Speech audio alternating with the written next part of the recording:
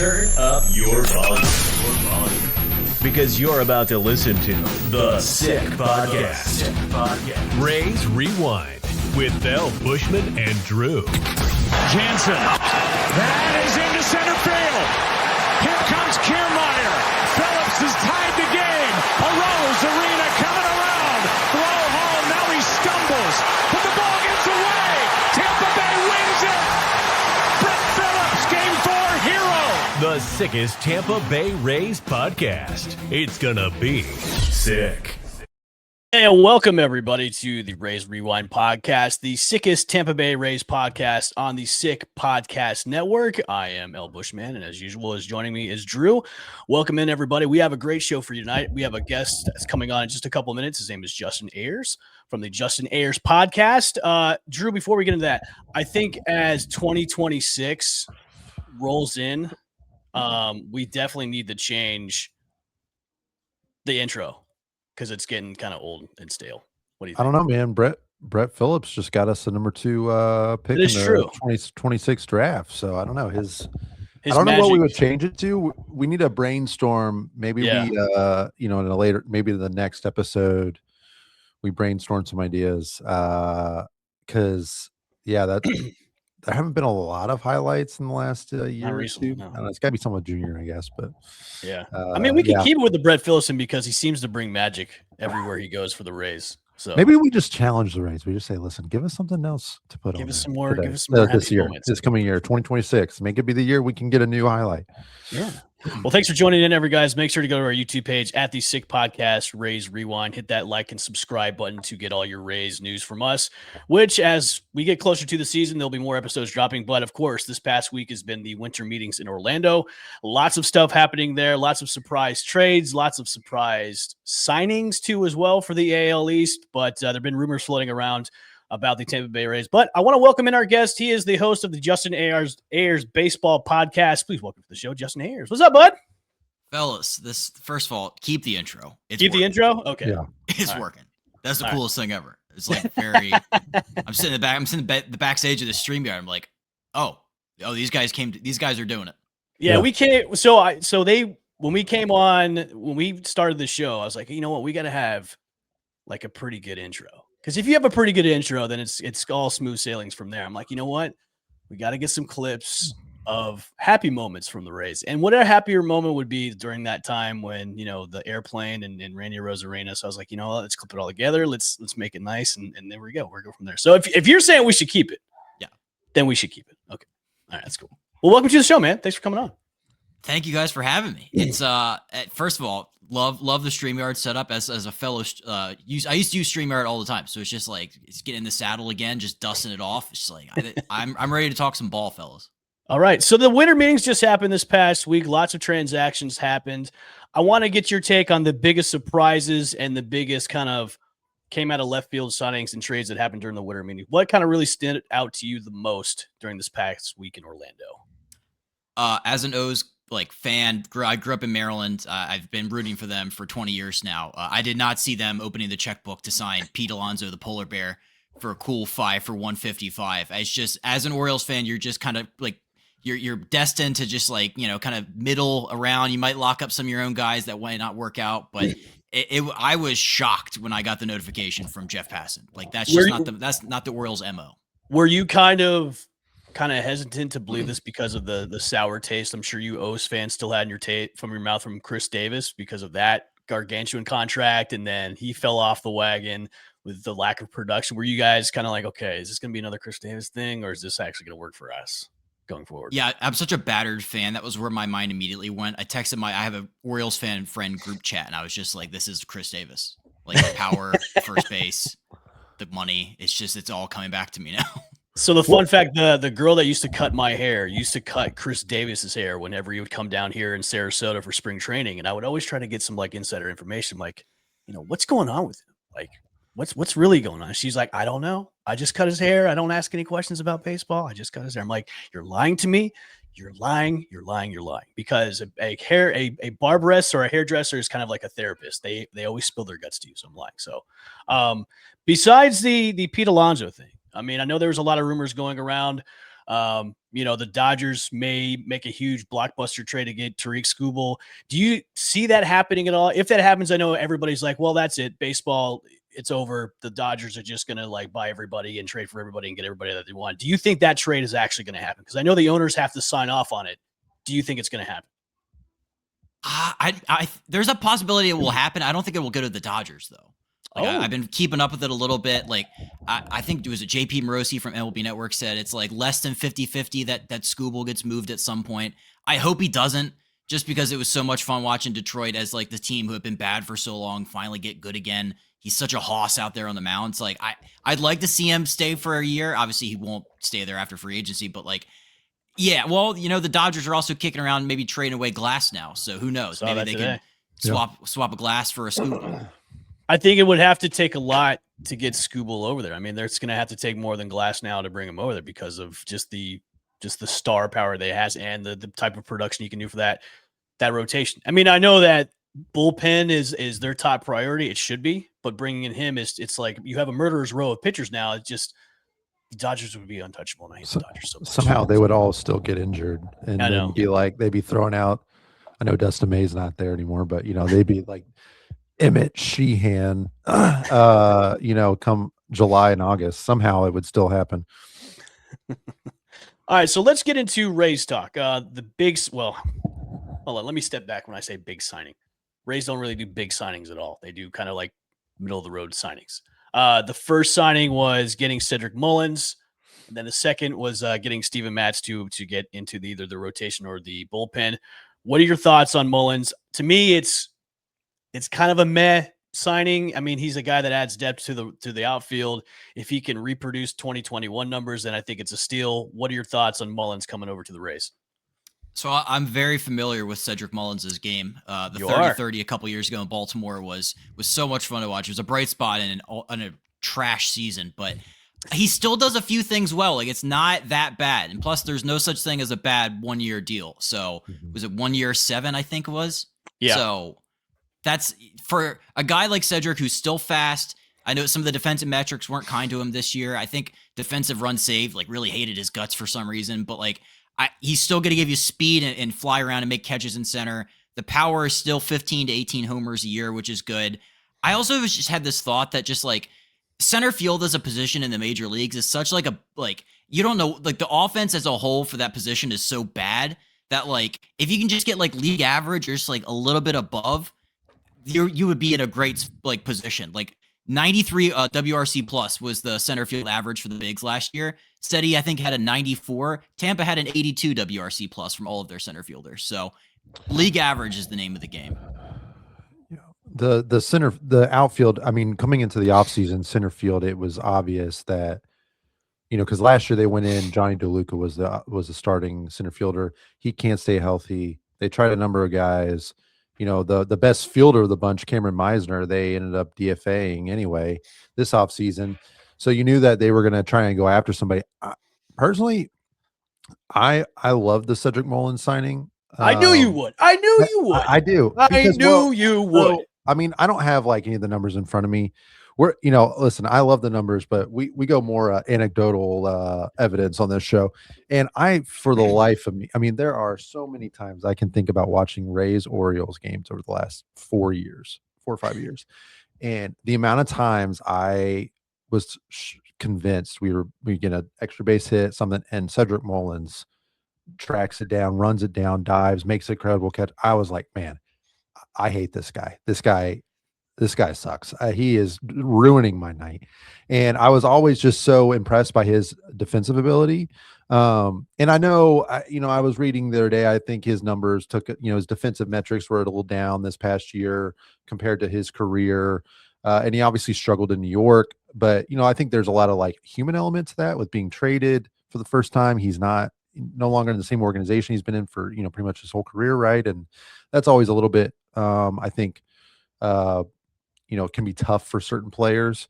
But the Rays just needed a solid center fielder out there.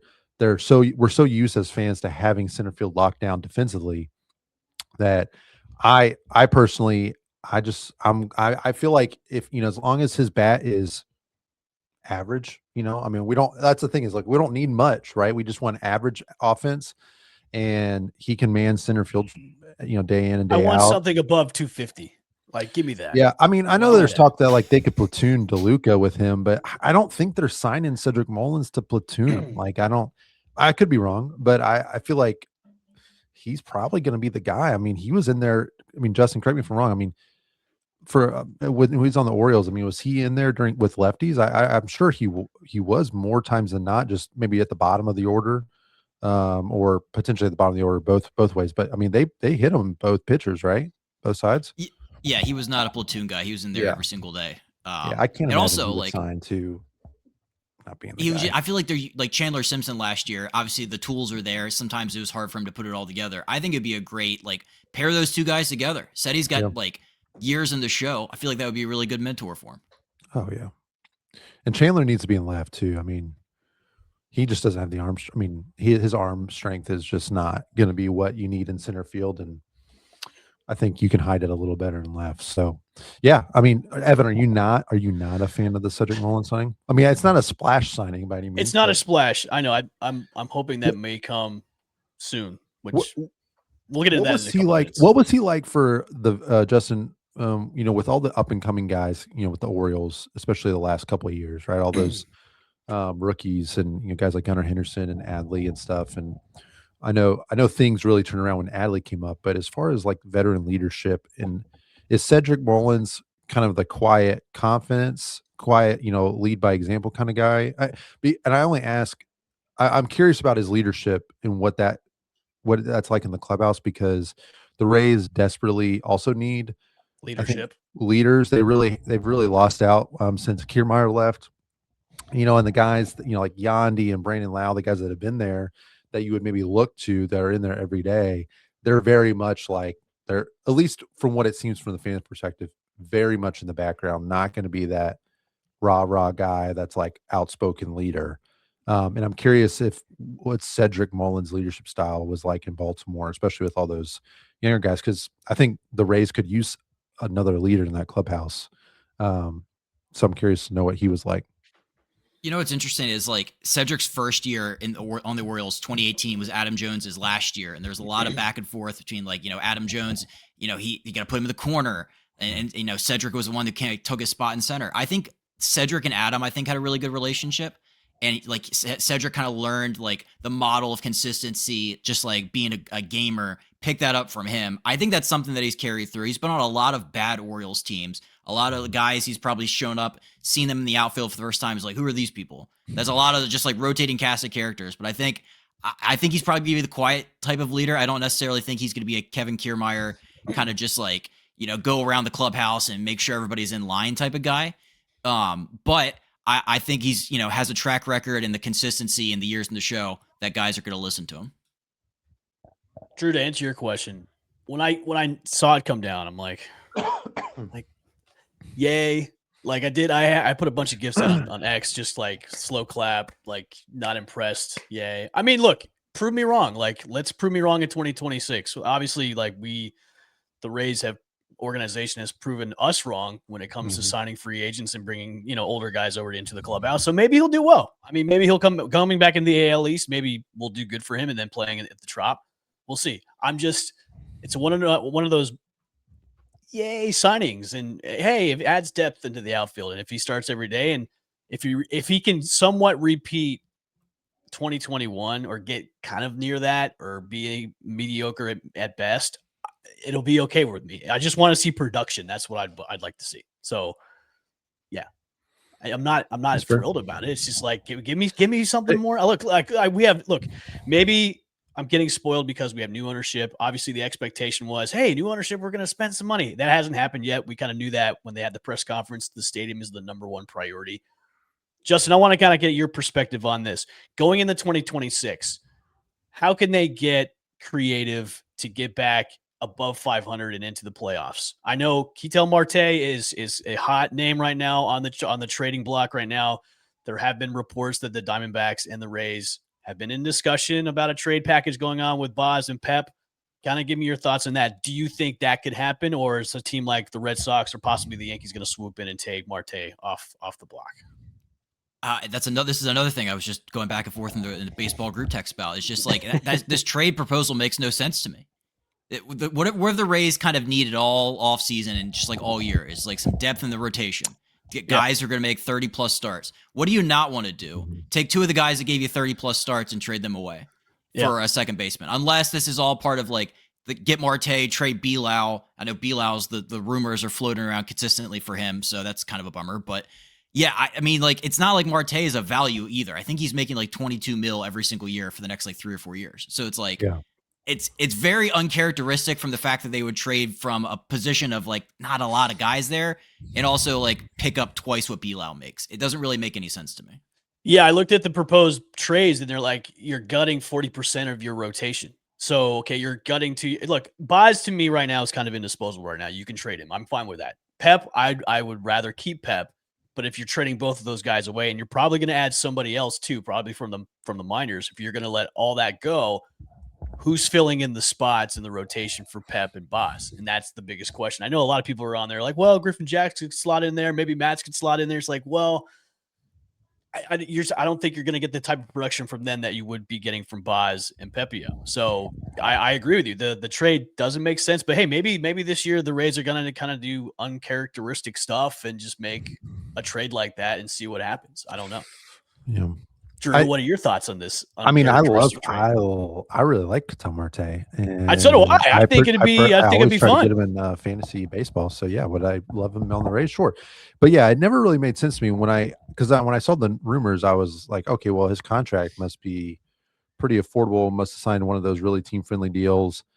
You know, I wasn't. So when I saw that he's signed till like 2030, I think, and then he's got a team or a player option on top of that. That's considerably more than Brandon Lau. So I don't really see it either.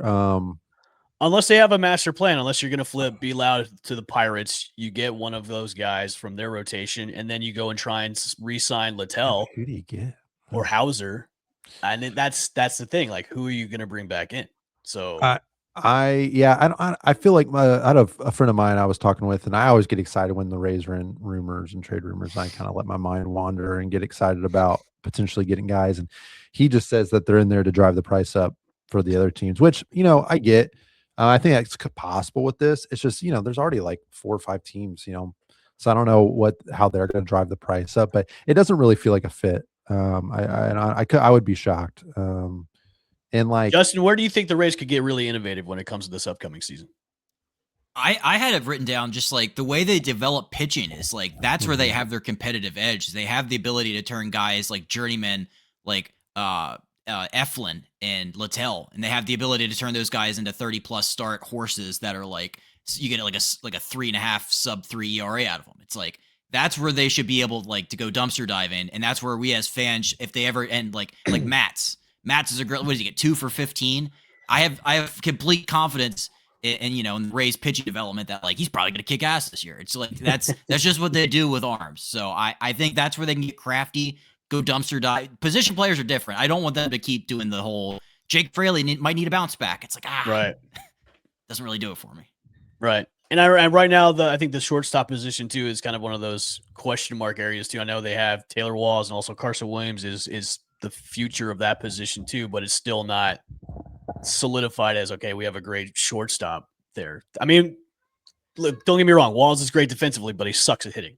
So let's call the kettle black right now. So Drew, going into 2026, I know we've talked about this a lot. Where do you think we can get innovative in 2026? I mean, they signed Cedric, so I've always, and they needed to do this at the deadline. Justin, my dream trade was trading Yandy Diaz to the Red Sox for Ceddanne Rafaela. Don't forget about your Harry Ford trade, which now it can't happen. Well, yeah, that was way back, but yeah, I was like, man, the Rays, because I think Rafaela is going to be like, he's going to be a guy. I know that they have other guys there. I think he's already shown it defensively, and I think the power is going to keep coming on, and I think he's just going to be a stud. So now that train's probably left the station. Man, I don't know. see, I don't know. It's hard to think of innovative with the Rays in terms of like roster movement this year. Cause like the way I was thinking was like, okay, well, we could trade Shane Baz for like a Jake Myers or something and like a package around that. But I don't know, man. I mean, it's just going to have like Cedric's going to be the starting center fielder unless they, for some reason, feel like they can get an even bigger upgrade than that. You know what? If they, it's got to be probably a pitcher, and that means probably Bilal is going, or they do a trade with Shane Baz and Bilal to get a higher ceiling pitcher, maybe a guy like Edward Cabrera. But I don't know. I mean, I just feel like with the lockout, and I think it's very possible that they talk a big game and they kind of sit and maybe, you know, just around the margins, which is super boring, and Rays fans do not want to hear that. But that's just like we live. No, in it's the reality. We of live things. in the That's margins. probably what's going to happen. It's the reality of things. Here, I got it. Here's how they can be innovative. Wander Franco situation still unsettled. We saw that the trial, the verdict got. You want to bring this up? No. I don't know what's going on. So I'm saying financially, we don't know what's going on with that. He's getting a retrial. Innovation is going out and saying, you know what, Junior Caminero, here's a long-term deal. Jonathan Aranda, here's a slightly less or a significantly less, but equally as valuable long-term deal for you relative to your skill set. You know, like going out and saying like, hey, we're going to lock these guys up. That's what honestly would make me the most satisfied with this offseason is definitely Junior getting in a long-term extension, because he's that ship's sailing quick if they don't do it in the next 4 months. All right, Justin, looking at the AL East as a whole, now the Blue Jays are pretty much all in. They're making all kinds of moves, beefing up their offense and their pitching rotation. Your team, the O's, have made some moves as well. I know the Red Sox have been kind of in talks about trading for guys too. Looking at the AL East as a whole, who is the front runner right now for the AL East crown? Is it the Blue Jays again, or are we going to see some kind of surprise team out of the 5 that's going to maybe take the crown? That's a great question. This is why AL East baseball is the best, is because exactly. like when it's good, it's the best there is. Because on paper right now, the Blue Jays are the team to beat, hands down. We can say that. Yeah, I think the Red Sox are scary. Like, and we're watching the O's spend money. I'll go outside the box. I think the Red Sox. Okay. I think they're gonna get Bregman back. I think you're gonna see them take a next step. 89, like 2024 to 2025. Like this, they added 8 wins. Who's to say they can't add like 4 or 5 more than that? In that scenario, it's probably they get Bregman back, and then Roman Anthony is just like he's like a force essentially. It's kind of because I mean Crochet is obviously already a force, but like I don't know. Do you think like Oviedo and Sonny Gray? I don't. My thing is none of the moves that have happened in the AL East, not that the Rays are in a position to talk in terms of being like a real competitor because they were unimpressive in 25, but none of the moves in the AL East thus far have really scared me. Like I get Alonso, he's big time power. For me, and I know they brought the walls in, I feel like right-handed power in that stadium is not nearly as dangerous as left-handed power. Just anecdote. I don't, maybe the numbers say different, but I just, it doesn't quite scare me as much. His fielding has gone down some. And yeah, if he's out there hitting 45 homers, that's a huge boost to the Orioles. But without a front line, like without the starting pitching that they've really been missing. Now, if they go out and get like a big time starting pitcher, that's one thing. So like the Alonso signing, yes, that makes them better. I'm not overly concerned about that from a competitive standpoint. Had they gotten a guy like Kyle Schwarber, I think I would feel a little different. The Red Sox, Sonny Gray, Oviedo, Sonny Gray has just really not been the same. I mean, he wasn't very impressive at all last year. I'm curious to see how he does in Boston. And then I've never been a Dylan Cease guy on top of that, like with the Blue Jays. And I see these teams are shelling out $200 million for Dylan Cease, and all this money. And it's just like, I don't think Dylan Cease is the guy that's going to really put them over the top. So I don't know. I'm a little bit like thankfully hasn't been like that huge signing or trade, in my opinion, that's like really moved the needle a whole lot. Kind of like, I mean, you kind of knew Garrett Crochet coming in last year. It was pretty scary. But I don't know. That's just kind of where I'm at. Like, I'm waiting for the other shoe to drop and like the Yankees or somebody to go out and do something crazy. But yeah, but the Yankees do they do crazy moves, and then it just doesn't pan out for them. And like the Yankees every single go out year, we have to hear about Aaron Boone getting fired, and he never does. They're gonna sign Kyle Tucker, and then we'll go sign another 2026 version of Joey Wendell the same day or something like that. Yeah. Justin, what are your thoughts on the AL East as a whole? I would say don't sleep on the O's too. I mean, just like they had Alonso. Don't discount the fact that like they added Alonso and also Taylor Ward. Those are two Taylor Ward 30+ homer guys. The Orioles outfield last year was ridiculous. They were running guys out from AAA that I never even knew existed. So it's like having some stability. And yeah, I mean, right-handed power in this game is like hard to find. So it's like to go out and add two guys that are right-handed thumpers. Also, Ryan Helsley's back. So, they needed a closer because Bautista was going to be out all year. So it's like Helsley, obviously the Mets thing didn't work out, but like that's an elite arm that they added in the back of the bullpen. For sure. All right. All right. Hey, hold on, Evan. So sorry. This isn't an Orioles podcast, but we never have an Orioles. We haven't ever had an Orioles fan. I got a question for you. Well, I'm not going to allow Yankees people on here or Red Sox. So the O's and Blue Jays are fine. So Orioles or Blue Jays. We're fine. We're all in the same boat for the most part. So okay, what about the starting? Two questions. One, what are your thoughts on the starting pitching? I feel like they got to make a move somewhere, whether trade or signing. And then two, are you worried at all about any of the young guys that have come up, like a Kobe Mayo, or even like a Colton Cowser? I know that he was hurt some last year. He's been impressive in spurts. Any of the young guys that kind of have these really big pedigrees behind them, that are you worried at all that they might not pan out? Like, what are your thoughts there too? On the rotation, this is the winter where you need to add that guy who's like 200 innings, because like Trevor Rogers is fantastic. I would like to see a full year of that. Kyle Bradish is coming back off of an injury. You can't really pencil him in every fifth day at this point. You probably need to have some guys around him. And then after that, it's like it's a whole lot of nothing. And like, so if they don't get a Framber Valdez or a Ranger Suarez or a Michael King type, it's going to be tough. So the rotation is definitely, I'm losing some sleep at night about that, but like not a whole lot.